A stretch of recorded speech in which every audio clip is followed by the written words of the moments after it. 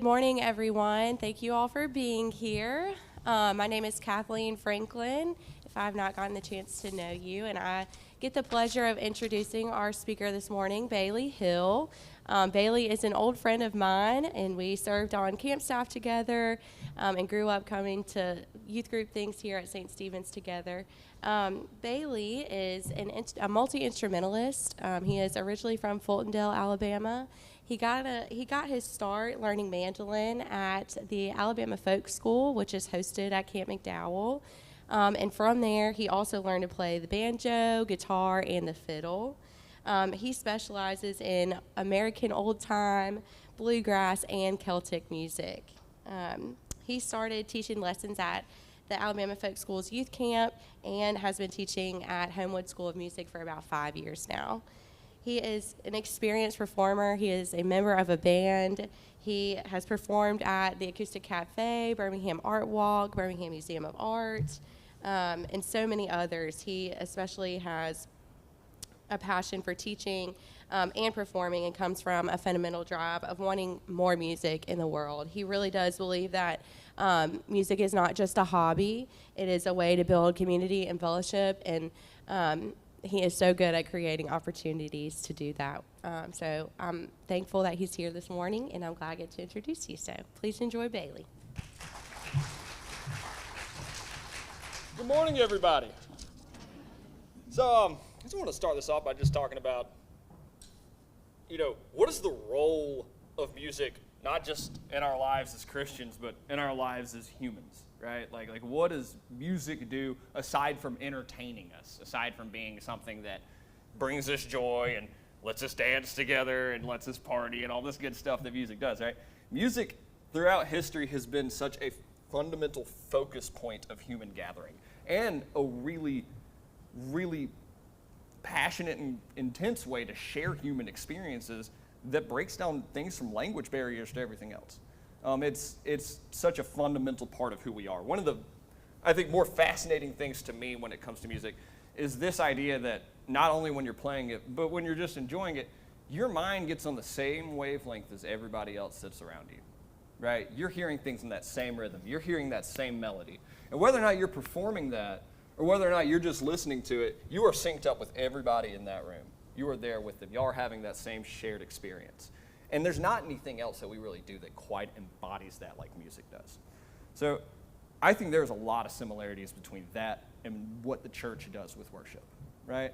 There's this idea that, in church, when we go through these traditions, these old traditions, right, that especially in the Episcopal Church that are derived from the old Catholic Church and everything, we are connecting with people from thousands of years ago that have been doing this too, and hundreds of years ago.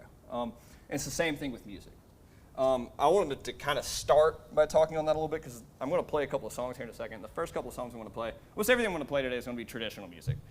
Most of it from the American culture. I'm going to play a couple of things from other countries over the speaker, because I don't really speak another language other than English, so I don't feel like I could do them justice. But these American songs are really special, and in a lot of ways connect us with a lot of the history that our country's been through and that our ancestors have been through. So this first one I'm going to play is called The Blackest Crow. It's special to me on a personal level because it's currently the good night song that I sing for my kid. But it's also, the song itself is derived from a lot of diary entries from the Civil War. So it's an old ballad, it's a love ballad, and it's got this, I think, this really deep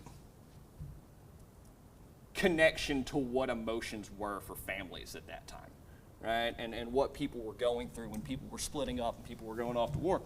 So I'm just going to get into it.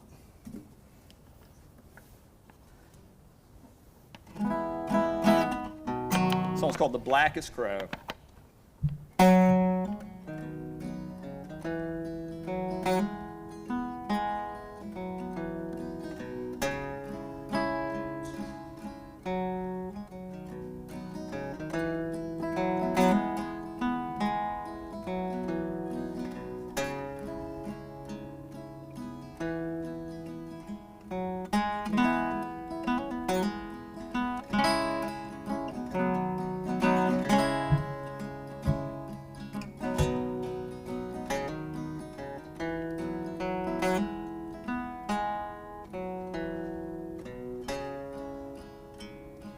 as time draws near, my dearest dear, when you and I must part. How little you know of the grief and woe in my poor aching heart. But I suffer for your sake. Believe me, dear, it's true. I wish that you were staying here, or I was going with you. I wish my breast were made of glass, wherein you might behold upon your heart your name lies wrote in letters made of gold. Letters made of gold, my love. Believe me when I say you are the one I love the most until my dying day.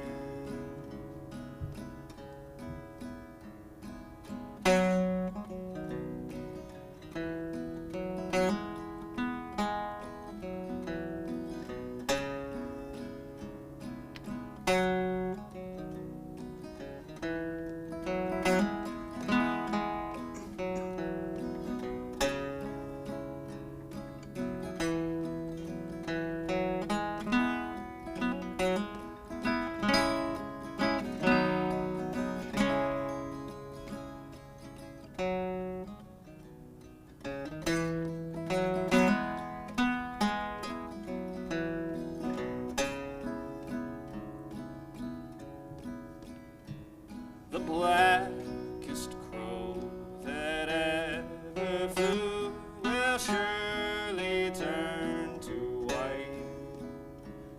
And if ever I prove false to you, bright day would turn to night. Bright day would turn to night, my love. The elements would mourn. And if ever I prove false to you, the seas would rage and burn.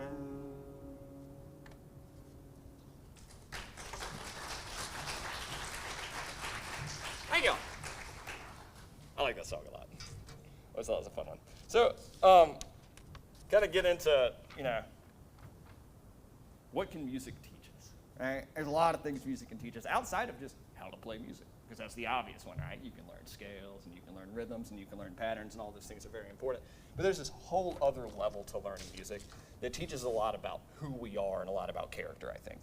And this is something that I've found over the last 5 years, teaching a lot of kids and watching them struggle and watching them get frustrated and watching them not want to practice and just all that good stuff. And how do you motivate them, right? How do you get them going? And how do you do it in a way that's fun for them, that makes them cherish and love this thing that connects so many people together? And it comes through a lot of things. One is, of course, you want to make it fun. But you want them to understand the importance of the discipline that goes into it, right? And you want them to understand the importance of how to deal with that frustration. So that's one of the first things I notice when I'm teaching, especially kids, and adults too, is frustration is one of the hardest things in music to get over, to start really trucking away and learning an instrument, right? And I think that is such a good, important thing that in all of our lives, whether it's musical or whether it's just in general family life or in our Christian lives, dealing with frustration and dealing with anger is a huge thing, right? So music, it challenges you to take a step back when you hit a point of diminishing returns. It happens all the time when you're practicing a lot, right? You start working on a tune, you work on it for a couple of hours or something like that, and you're just getting worse. You're not getting any better. You're sitting there, you're playing the same melody over and over again. You're missing notes, right? You got to keep starting over. So what do? You take a break. You take a good hour break. You clear your mind. You come back and you do it again for 15, 20 minutes. Take a little break, come back and do it again. And it's that kind of approach, I feel like, that's taking a step back from what's truly frustrating us and what might be causing us in life from a broader perspective, to not be progressing on the things that we want to, whether it's in our life or whether it's with our spirituality, right? Always being able to take a step back and analyze things from the outside. Let yourself calm down and then approaching it again. It's one of the biggest lessons I feel like I've personally gained from music. The other one is general self-awareness, right? There's a lot of self-awareness that goes into playing music and to being involved in a musical community. I think one of the biggest lessons that I've gained through music and through the church is music teaches you, a lot of times, especially in traditional music, to respect the people that were doing it before you, and to respect your elders, and to respect the ones that are teaching you how to and mentoring you and how to do these kind of things. And it's so important, and it's such a part of our culture that I think sometimes gets overlooked these days. And there's something I love the most is going to a jam session I've got on Tuesday, sitting around and just drinking a beer with some people that I've known for a while that have really taught me how to do this kind of stuff and have shared tunes with me. Not just in the American repertoire, but in specifically the Alabama repertoire. Like, what are tunes that we play in this state that are crucial to us, right? And getting to, as a musician, tear that ego down and just listen and just be there and just absorb and just, learn from the people that are doing it. Which kind of ties into humility. The teamwork aspect of it, too, is something that I kind of touched on a little bit ago when I was talking about that idea of that shared consciousness experience, right? That syncing up of the mind. There's something in music where when you play with people for long enough, you kind of know what the person's going to do already, right? You can follow them. You don't have to necessarily be on the edge the entire time, or you're not reading off a page the entire time, especially in folk and traditional music. You know where that tune's going. You know what they're going to be doing on it. And that's something that I think truly connects people in a way that a lot of things don't do. So tying that back into spirituality, right? So that aspect of teamwork and that aspect of seeing all these things in different people, for me personally, that's where I see God. That's where I see God the most. And I've always found that I love that idea the Episcopal Church always talks about of God is in each and every one of us, and we see God in each and every person, right? But sometimes you need something. You need something like music to really connect you. And I think it serves that purpose in a way, whether you're playing it or not, that just brings the God out. So the other thing about, music that I think really connects it to the mission of the church is its drive in developing community and what it does necessarily for community and how it brings people together around a common table, a lot like the church does with communion, right? When people come together and they share tunes, whether they're secular tunes or whether they're tunes of the Christian tradition, they are participating in a communion together. They might not be having the bread and the wine, and they might not be at a religious service, but they're praying, and they're connecting with one another, and they're really bringing it all to the table, right? They're sitting down and they're sharing that spiritual experience, and that's just something that's always really, really touched me, and probably has kept me doing this and made me want to make this my job, right? That bringing people together for something that has nothing to do with anything except sharing good and sharing something that's common and beautiful. So I'm going to play you another song now. I'm just kind of going from one thing to the next. So this next tune I want to play y'all, I'm playing on the fiddle. A tune called Cookhouse Joe. And to talk a little bit about kind of how we play fiddle, and especially American music, it's scratchy sometimes. People refer to it as hillbilly fiddling. But a lot of what it is it comes from a lot of Scotch-Irish culture. So when you hear a lot of American fiddle, what do you hear? You hear a lot of drone, right? A lot of strings under the melody notes that are being played. The reason you hear that is because a lot of what times, that's what you'd hear on a bagpipe. That's what you'd hear in a lot of these tunes that came over. You also, though, hear a big difference. The tunes, they're not straight. They're not on the beat every single time, right? Like you hear in Irish music and like you hear in English music. That's because of the African influence. That's because of the syncopation and the drums and the different rhythms that were coming together and the melding of these cultures. And that's something that I think makes American music extremely special. We have this blend, right, of different parts of the world that all come together to really bring our sound a different thing, a whole different thing than you hear in a lot of other parts of the world. So this tune's called Cookhouse Joe.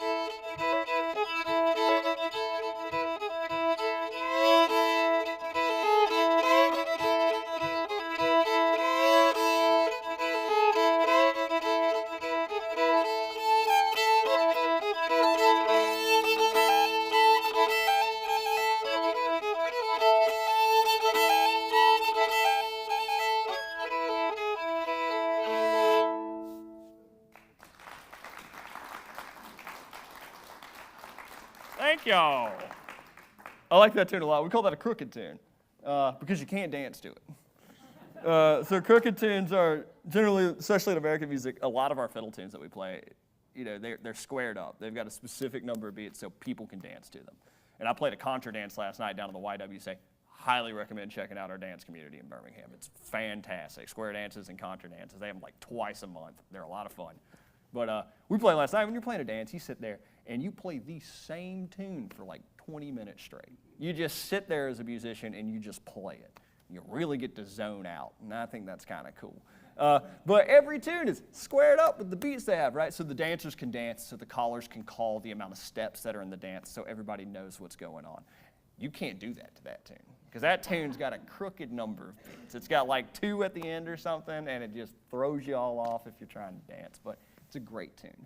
A lot of those tunes, though, like that, you can really hear the drone, right? You can really hear those notes that are under the melody. And that's really, really specific a lot of times, especially like Appalachian and deep Southern music. A lot of times in Northern music and Midwestern music and stuff like that, it's a little bit more same kind of rhythms and stuff like that. You still get a lot of breakdowns and you do get a lot of drives, but you don't get that exact same kind of drone and openness. I really acquaint it with mountain music in general. But yeah.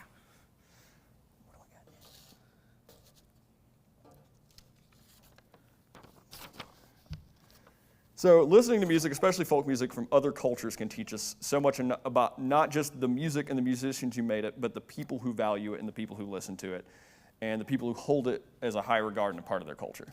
So I have recently in these last couple of years, because I really started cutting my teeth with music by playing a lot of bluegrass and going to bluegrass jams and getting really into that. And then through that, getting really into old-time music and eventually Irish music. I've become really, really fascinated, though, just through getting into the veins of traditional music. You know, traditional music from other parts of the world and other cultures. And you hear a lot of similarities, you hear a lot of differences, but there's a lot of common threads with the purpose that a lot of the music serves. Right? A song I'm going to play for y'all in just a second over my speakers is called Somos los Puertorriqueños, which means we are the Puerto Ricans. And it's from a genre of music from Puerto Rico called Jarabe. Jarabe is basically Puerto Rican bluegrass, to put it in American context, for lack of a better word. And I know that's a gross simplification of it, but it is the music from the mountains in Puerto Rico. And you get a lot of solos, you get a lot of really interesting scale runs, and you get a lot of storytelling through it, and you get a lot of that jam kind of vibe that you hear a lot in American music and a lot in Irish music and stuff like that. You get people getting around the fire together and just sharing stories and songs and sharing melodies and sharing traditions and sharing parts of their culture and parts of their family and things that they learned from their grandparents and stuff like that. And I think that that is a part of this whole aspect that's really, really cool to me, is being able to pass that kind of stuff on, but just that mutual connection you find in other cultures that we have here, and just how similar it all gets when you get down to the dirt of it all. You get down into the music and into the stuff that's been a part of humanity forever, right? And seeing how it's evolved with these different cultures. So I'm going to play y'all one over the speakers real quick. Whoop. Let's see how it goes. No. What about?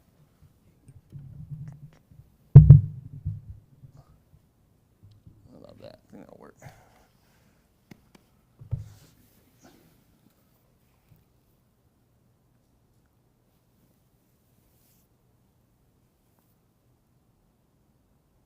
This is Somos los Puertorriqueños.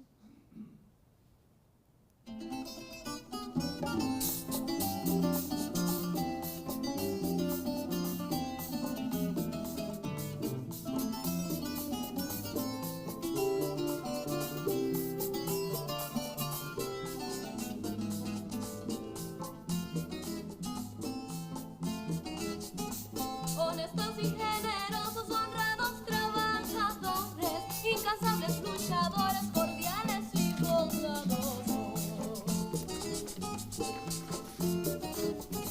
simpáticos, cariñosos, realizadores de sueños, con sus más nobles empeños y llenos de amor profundo, noble pueblo para el mundo somos los puertorriqueños. Lelo, lelo, lai, lelo, lelo, lai, lelo, lelo, lai, lo, lai, la. Lelo, lelo, lai, lelo, lelo, lai, lelo, lelo, lai, lo, lai, la.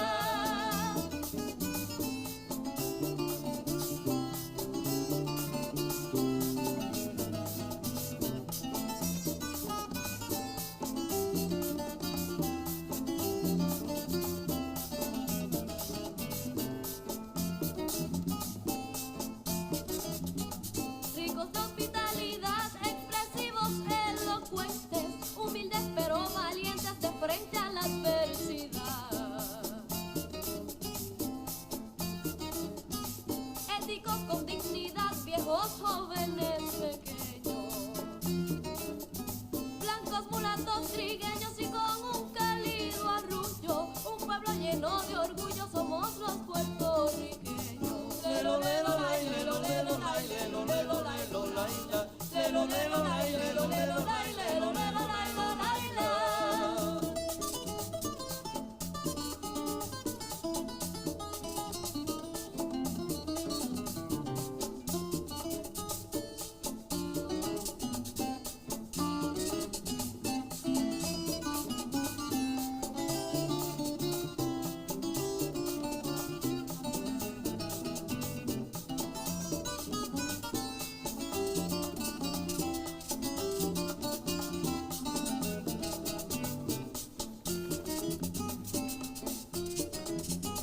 Hermanos de la alegría, del bullicio de la fiesta, a capelo con orquesta formamos la algarabía.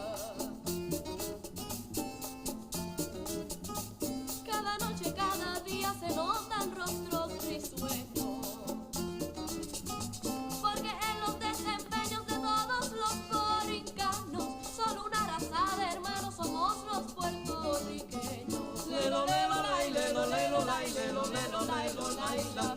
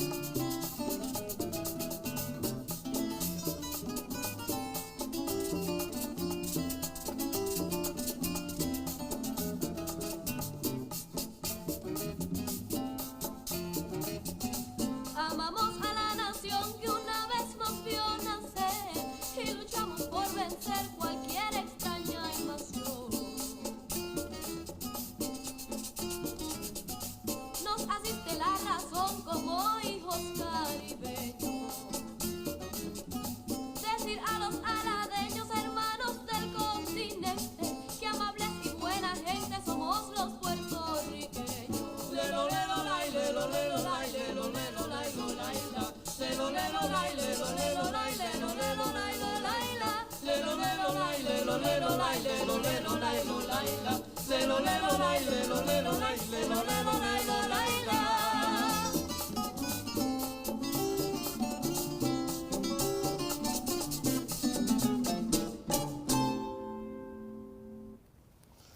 So that's Somos Los Puertorriqueños. Some things to kind of point out about, where can we find the similarities, right? Where can we look at that and we can see not just parts of ourselves, but parts of our shared human experience and parts of our cultures that kind of blend together, right? So in that song, and you're going to get into the grid of the music of it all, right? You've got a progression. You've got a chord progression and a melody that everybody is playing together that is repetitive, right? You don't notice the repetition of it a lot of times because it's good. It's good to hear. It's fun to hear. You want to hear it over and over again, right? But that allows people to come together around and to share that melody. You can sit down, you can hear that a few times if you're a trained musician, and you can pick up on it. You can start playing that with the people that are enjoying it. And in a lot of ways, that is just so, it embodies kind of, I feel like, what the church does in so many ways by giving a table and giving a shared experience that people of faith can grab onto, that people of faith can come together and can participate in. And they make it accessible, right? It's designed to welcome. It's designed to have people come together. And that is so much where traditional music, and now I'm talking specifically on traditional music that really embodies those folk elements, right? Because the way music has evolved with technology over the course of the last 100 or so years, right? It's become much more of a form of entertainment and a form of expression than community building. And I'm not saying that's bad. I'm not saying that the evolution of music hasn't been a really awesome thing, especially on the topic of recording and being able to archive so much stuff that we have. It's so easy for music to get passed down to the next generation these days. But it has also lost a lot of what music traditionally served in the human community and in the human experience, right? We come together still, and we still dance around, dance at weddings and stuff to great bands and to incredible music, and we still get together and that kind of stuff. But the songs that we're hearing, we're not passing down those tunes, and we're not gathering on weekends and dancing like people used to. And that element of why people used to gather to make music, right, has taken on, for lack of a better term, a more egotistical and selfish role these days. And I think that there is something really beautiful about self-expression and about ego in music. You've got to embrace who you are, and you've got to put who you are out there. But there's also this element of coming together and just playing the same tune with the same group of people. So this is one of the big things that I've noticed through playing different genres that has caused me to gravitate towards what I play more than other genres. With genres like old-time and Irish music, the way that it's structured is people come together and there's one melody. You learn the melody and you play it together, right? If you're playing a rhythm instrument, you put on a steady floor for those melody players to play that melody, for them to dance on, right? But there is not a spotlight. There is not a part where you are away from the community and it is your turn to show your skills. Your skills are there to contribute to the whole. Your skills are there to build into what the group is doing and to make the music more than what it currently is. And that is where I feel like I have truly found spirituality in God in this whole thing, right? Because you can have the spotlight on you all day. You can take the most incredible solo in the world, and you're going to feel amazing about yourself. But when you truly get to contribute to what the entire group's doing, let's say you just throw a simple harmony in over what that melody line's doing, right, to just make it a little bit better. Or you play the banjo and you do a little counterpoint around that fiddle and it really surrounds it in a way. People aren't sitting there saying, oh my gosh, that banjo solo, but they're saying that song sounds incredible. And through that, you are a part of that greater whole. And that's something that's always really hit me in the heart with music and really has humbled me and has grounded me, I think, to what the purpose of all this really is, right? We are contributing to this greater human experience and this greater spirituality that God kind of calls us to. So, as I've been doing, I'm now going to get ADD and I'm going to pick up another instrument and play y'all another song. I'm going to play y'all a little sillier one now. Where did my pick go? This is a, well, if I can find my guitar pick. Did it fall out of my hand? I'll play a banjo tune then.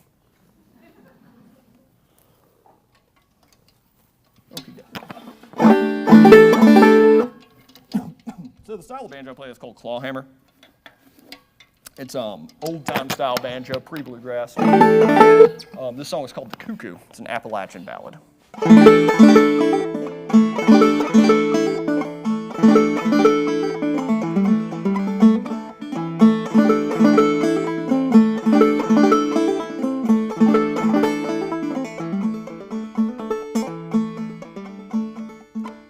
Oh, the cuckoo, she's a pretty bird, and she wobbles as she flies, and she never hollers cuckoo till the 4th day of July.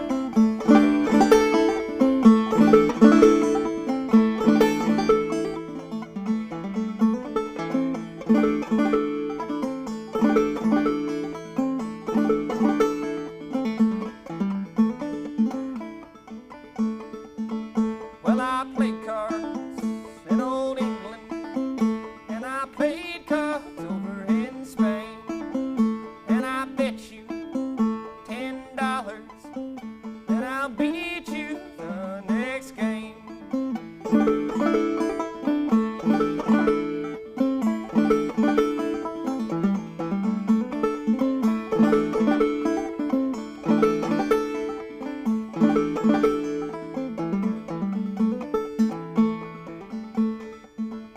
Well, my horses, they ain't hungry, and they won't eat your old hay.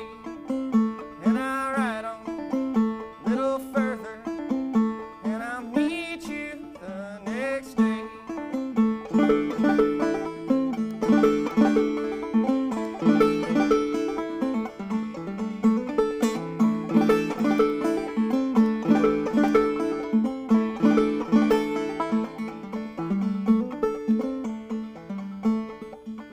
Gonna build me a log cabin on a mountain, oh so high, so I can see Willie as he goes walking by. Oh, the cuckoo, she's a pretty bird, and she wobbles as she flies, and she never hollers cuckoo till the 4th day of July.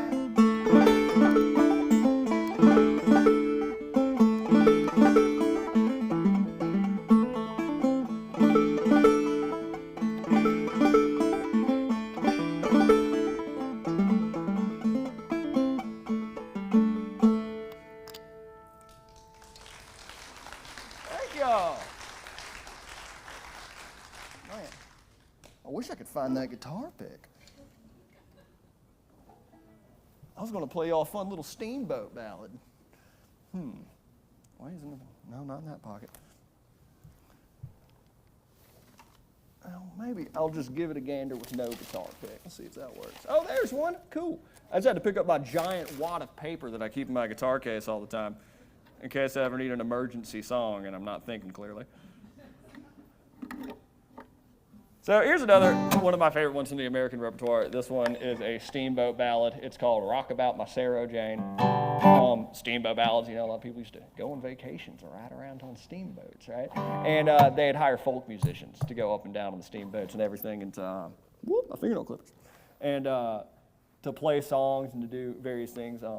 And this was one of the ballads that they saved. A lot of the music from that time and that period kind of got lost, but this is one of the ones that really stuck around. It's called Rock About My Sarah Jane.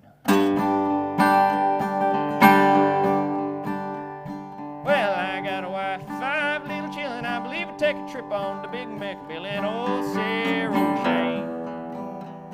Ain't nothing to do but sit around and sing old rock about my Sarah Jane. Rock about my Sarah Jane. Rock about my Sarah Jane.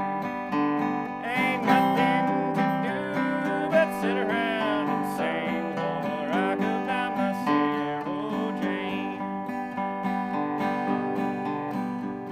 Oh, the engine gave a crack and the whistle gave a squall and the engineer fell through the hole in the wall. Oh, Sarah Jane. Ain't nothing to do but sit around and sing old rock about my Sarah Jane. Rock about my Sarah Jane. Rock about my Sarah Jane. Ain't nothing to do but sit around and sing old rock about my Sarah Jane. Now I got a gal up in Tennessee, Lord, you know she's sweet to me, oh Sarah Jane.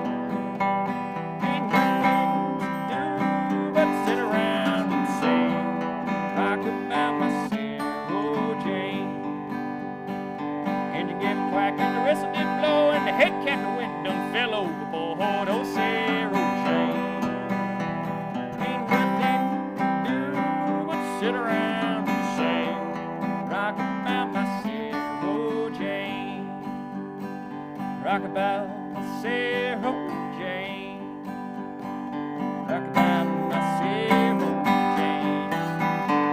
Ain't nothing to do but sit around and sing rock about my Sarah Jane.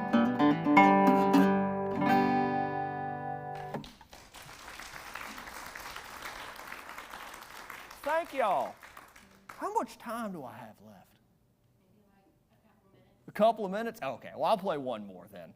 Because I feel like, I've said all I can say. I really don't know what more to say, y'all. I hope y'all have enjoyed it. You know, I know some of the things I've said have been a little bit vague, right? A little bit on the hippy-dippy side, some might say. But I really feel like there's something really special with how we used to really connect with music. And there's still something really special with how we still do, right? And there's really been a new kind of modern movement, I feel like, in the folk music community to bring a lot of these traditions back, especially nowadays that we have things like Spotify, and musicians don't really get paid for making music anymore. You know, if you're out playing shows, you might get a small little ticket sale, but you're mostly selling T-shirts to people. So it's in a way, out of necessity, brought people back to the table of traditional music and gotten people playing music again instead of just performing it. And, you know, I find the similarities between that and spirituality and that and Christianity to just be fascinating and really, really cool. So thank you all for listening to me.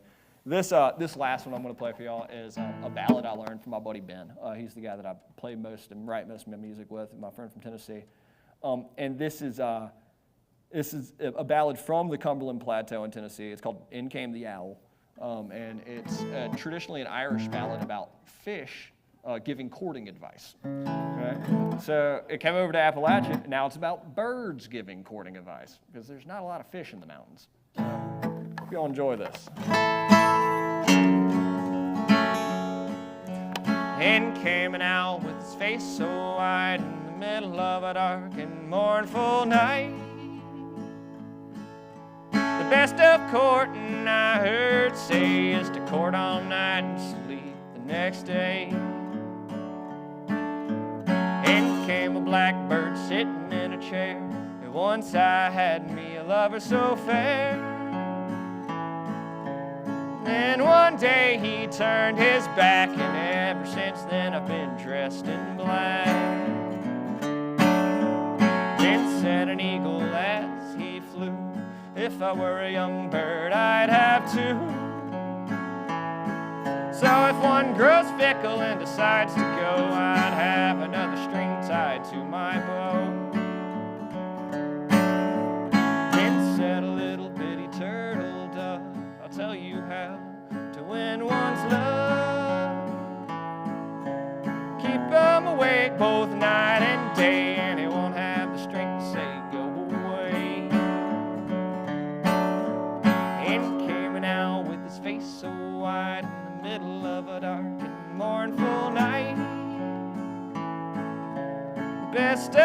Martin I heard say is to court all night and sleep the next day. Thank y'all.